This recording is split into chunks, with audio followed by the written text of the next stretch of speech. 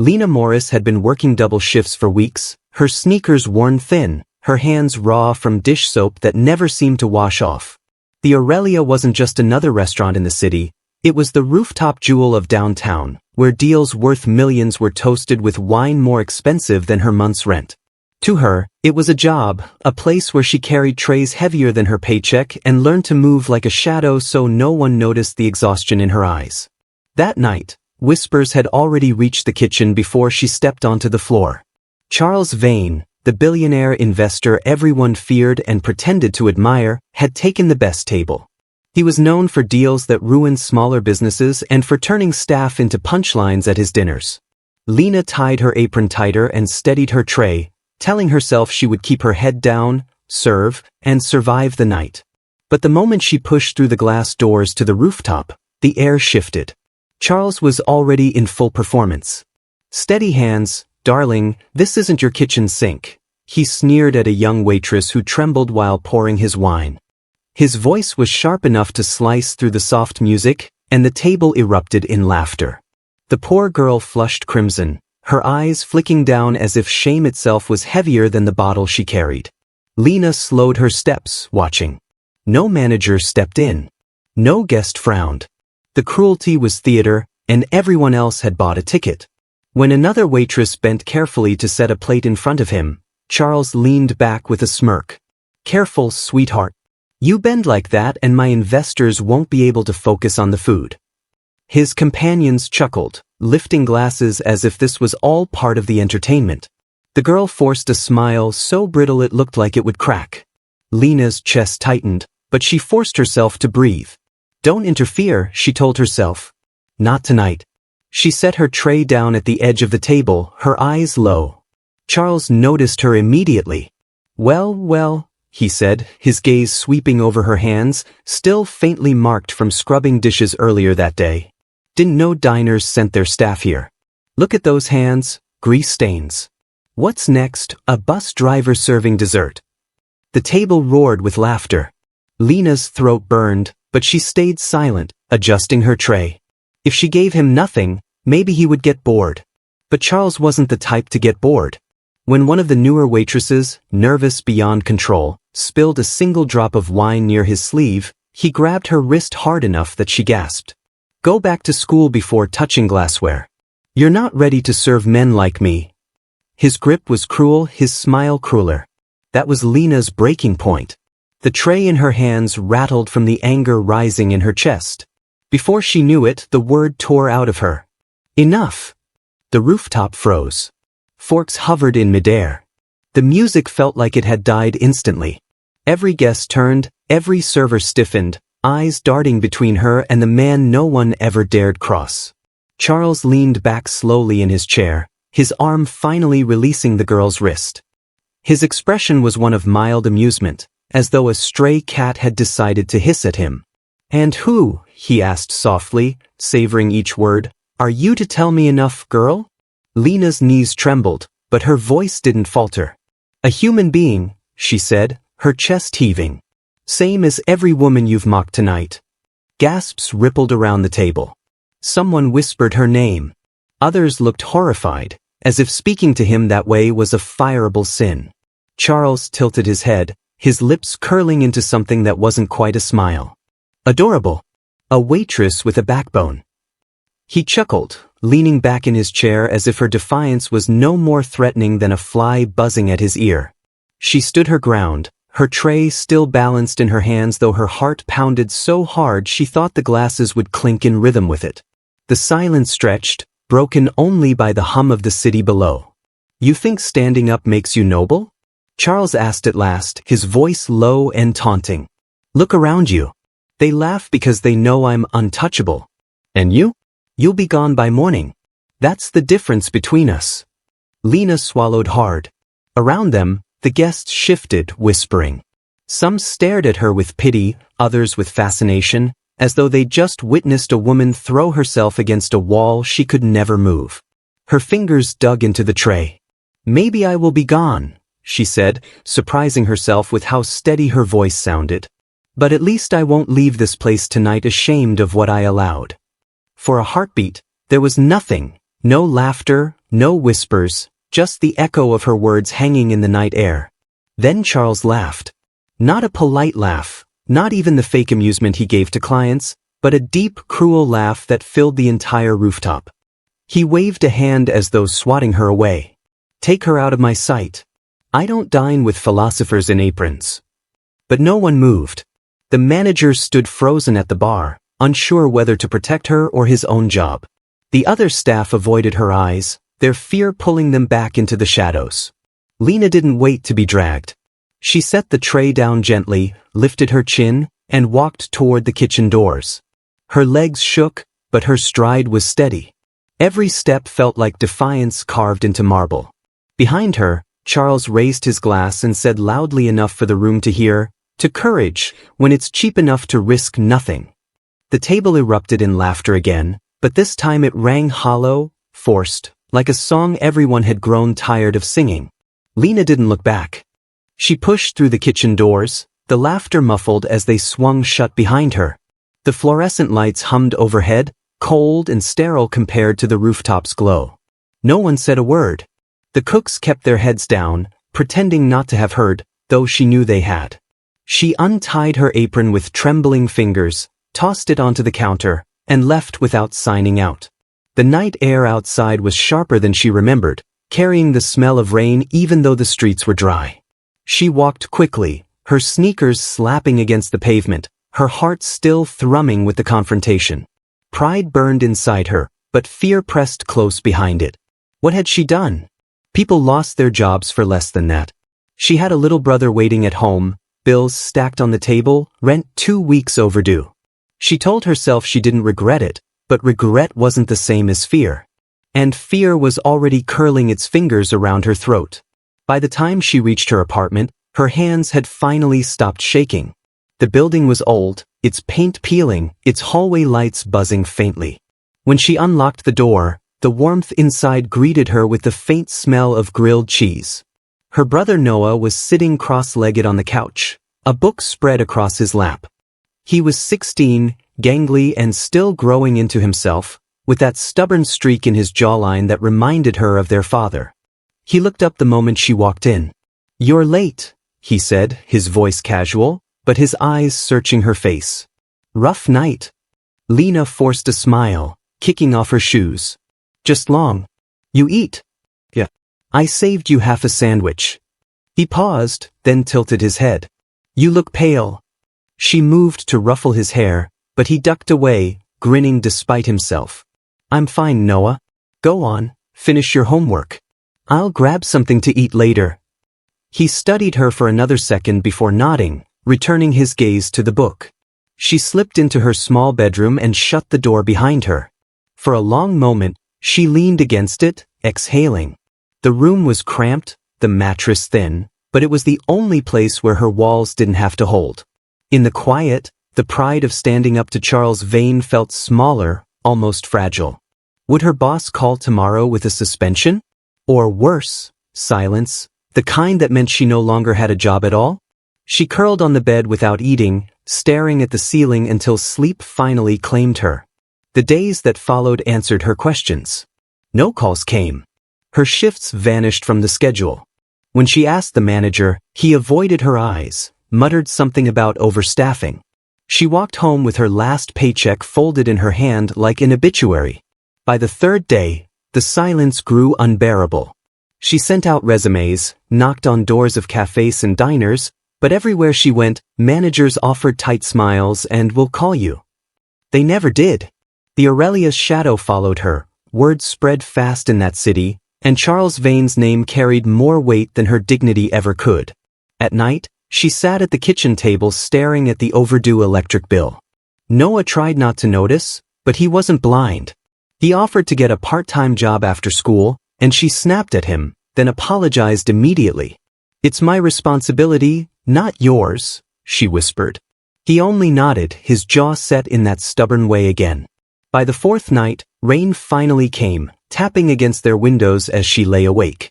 She had replayed the rooftop scene 100 times in her head, each time wondering if she should have stayed quiet, if survival was worth more than pride. But every time, Her chest clenched at the memory of that girl's wrist caught in Charles's grip, and she knew silence would have been a betrayal she couldn't live with. It was the morning of the 5th day when the world shifted again. Lena had just returned from handing out resumes when she noticed the noise outside. She stepped to the window and froze. Black SUVs lined the street below, engines idling. Neighbors peeked from behind curtains. Kids stopped their bikes on the sidewalk, whispering. The vehicles were glossy, tinted, unmistakably expensive. They looked out of place in their rundown neighborhood, like predators circling a fragile patch of prey. Her stomach sank. She grabbed Noah's shoulder as he walked past. "Stay inside," she whispered. The knock came hard, deliberate, echoing through the thin door. She hesitated, every instinct screaming to stay silent. But then a man's voice called her name. "Lena Morris. You're requested." She opened the door slowly. A tall man in a dark suit stood on the landing, rain dripping from his shoulders. His expression was unreadable, his voice calm but firm.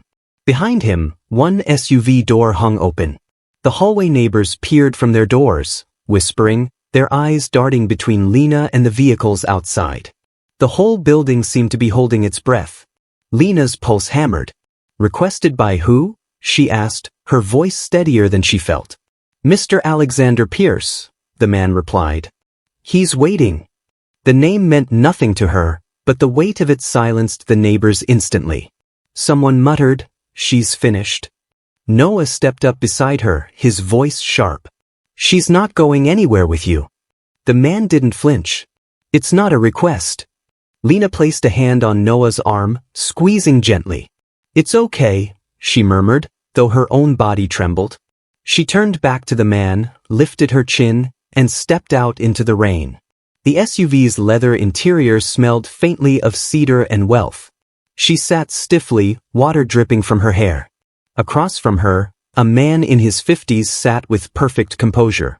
His suit was dark, his eyes cool and unreadable. He didn't speak immediately, simply studied her with the kind of gaze that made her feel as though every thought she'd had in the past 5 days was laid bare before him. Finally, Alexander Pierce spoke. His voice was measured, not unkind, but commanding.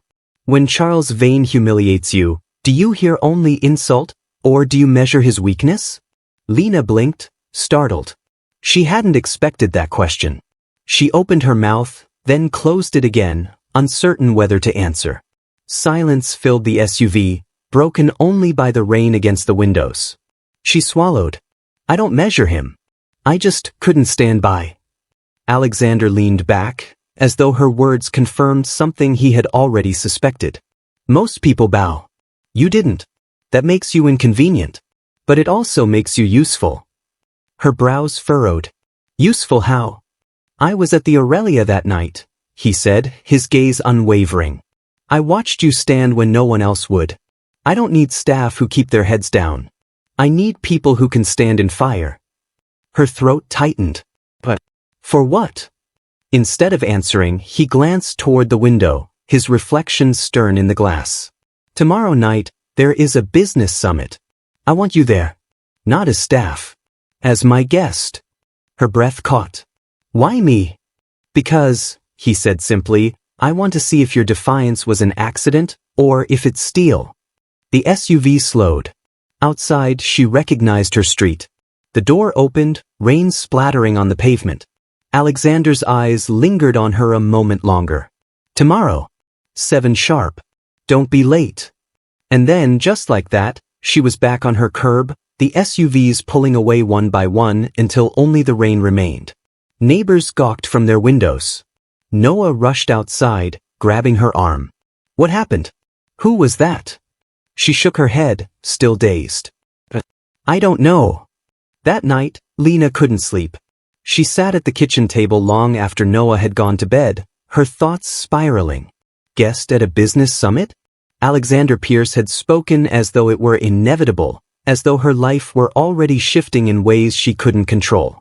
Fear and curiosity warred in her chest until dawn painted the windows pale. When Noah found her still at the table, he frowned. "You're really going, aren't you?"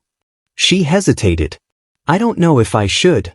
"You should," he said firmly, surprising her with his certainty. You stood up for yourself. Maybe that's why he noticed. Don't back down now. She searched his face, the stubborn jawline, the conviction in his voice. Slowly, she nodded. The next evening, Lena borrowed a dress from a neighbor, simple but elegant enough to pass. Her hands trembled as she zipped it, but her reflection showed someone she barely recognized, someone who might walk into a room and not be mistaken for a shadow. She stepped outside at 7 sharp. Another SUV waited, door already open. As the city lights blurred past the tinted windows, Lena's chest rose and fell in unsteady rhythm. She had no idea what awaited her at this summit, but she knew one thing for certain. She was stepping into a world that wasn't built for women like her. And she was about to walk in anyway. Lena's breath caught as she stepped out, her borrowed dress clinging slightly in the cool breeze. She'd never seen this kind of world up close. The polished cars, the photographers snapping flashes at well-dressed men and women who carried themselves as if the city itself bent to their will. She walked carefully up the steps, her heels clicking against the stone. For a moment, she considered turning back, slipping into the shadows before anyone noticed she didn't belong. But the doors opened, and an usher guided her inside with a nod, as though her presence was expected. The summit's ballroom was vast, draped in soft light, filled with chandeliers that sparkled like constellations overhead. Men in tailored suits and women in gowns of silk and velvet circled the room, glasses of champagne balanced delicately in their hands. Conversations buzzed with the weight of deals, mergers, fortunes. Lena forced herself to keep her shoulders straight, her chin lifted, even though every nerve in her body screamed that she didn't belong. It didn't take long for her eyes to find him. Charles Vane stood near the center, his laughter booming above the crowd as he regaled a circle of investors with some story. His hand moved with exaggerated flair, his grin wide. He hadn't noticed her yet. But when his eyes swept the room, they landed on her like a spotlight. The recognition was immediate, followed by disbelief, then amusement curling at the edges of his mouth. He excused himself from his group and strode toward her, every step deliberate, predatory. "They let the help in?" he drawled when he reached her, his voice pitched just loud enough for others nearby to hear. "This is Rich. Did you bring a tray, or are you here to take coats?" Heat rose in her cheeks, but before she could respond, another presence stepped beside her. Alexander Pierce, calm and composed, greeted the murmuring crowd with the ease of someone who owned every room he entered. "Charles," he said smoothly, "allow me to introduce my guest. Lena Morris. My personal candidate for a new venture I've been preparing." The room stilled. Heads turned. Glasses paused midair. Whispers flickered like sparks through dry grass. Charles's expression faltered for a fraction of a second before settling back into a mocking grin. "Her." He let out a short laugh. "A waitress? Alexander, tell me you're joking." But Alexander didn't flinch. Instead, he turned to Lena. "Tell them what you told Vane that night," he said softly, but with enough command that every ear tilted toward her. Her throat tightened. Every gaze in the room pressed down on her, heavy as stone. Her hands trembled at her sides, but she forced her voice out, steady despite the quake in her chest. "I told him," she said, her words cutting through the silence, "that we are human beings. Not props for his amusement. Not ornaments for his table." The air shifted. A murmur rippled across the guests, some surprised, some impressed, some whispering to each other as though they'd just heard a truth too few dared to say aloud. Alexander nodded once, satisfied. But Charles barked a laugh, louder this time, as though mocking not just her but the room itself. "Listen to her," he said, gesturing toward Lena as if she were on display. A speech from someone who's never signed a check bigger than her rent. "You all hear courage. I hear a tantrum dressed up in morality." A man near the circle, silver-haired and sharp-eyed, spoke up, his tone dry. "Funny, Charles. If she has more backbone than half your board, maybe she belongs here more than you do." Laughter broke out, not cruel this time, but genuine, directed not at Lena but at Charles. His grin stiffened, his jaw tightening as he scanned the faces around him. Alexander's gaze remained steady on him. Strength doesn't always wear a suit, he said. Sometimes it carries a tray. Sometimes it refuses to bow. And sometimes it stands in front of a room like this and tells the truth, no matter who laughs. For the first time, Charles seemed unsettled. The room that had always fed on his cruelty now watched him with narrowed eyes, their amusement shifting, their loyalty cracking. He tried to summon his grin again, but the laughter wasn't with him anymore. It was against him. Lena stood straighter, her fear burning into something sharper. She wasn't invisible here, not tonight. Charles muttered something under his breath and turned away, retreating to the edge of the room where no one followed. For once, he had no audience. The summit carried on, but the balance had shifted. Investors lingered near Lena, introducing themselves, curious. Some spoke of courage, others of honesty, words she had never expected to hear directed at her. Later, when the crowd began to thin, Lena stepped outside onto the balcony. The city stretched beneath her like a sea of light. Alexander joined her, his expression unreadable but his tone calm. "This was only the beginning," he said. "You've got steel in you, Lena. I intend to test it further." Her chest rose with a shaky breath. "Why me? Out of everyone you could have chosen, why me?" "Because you didn't bow," he answered simply. "And that's rarer than you think." The city wind tugged at her borrowed dress. For the first time in days, she let herself believe that maybe, just maybe, her life was turning toward something beyond survival. When she returned home that night, Noah was waiting by the window, his face pressed to the glass until the SUV pulled away. He rushed to the door before she even knocked. "Well?" he demanded, his eyes bright. "Did you get the job?" She laughed softly, a sound half disbelieving, half free. She pulled him into a hug, her voice warm against his ear. "Something better," she whispered. And for the first time since that rooftop, she felt the weight on her chest begin to lift. If this story moved you, don't forget to like this video, share it with someone who needs a little courage today, and subscribe so you don't miss the next one. Now I want to know, where in the world are you watching from? Drop your city or country in the comments below. I love seeing how far these stories travel.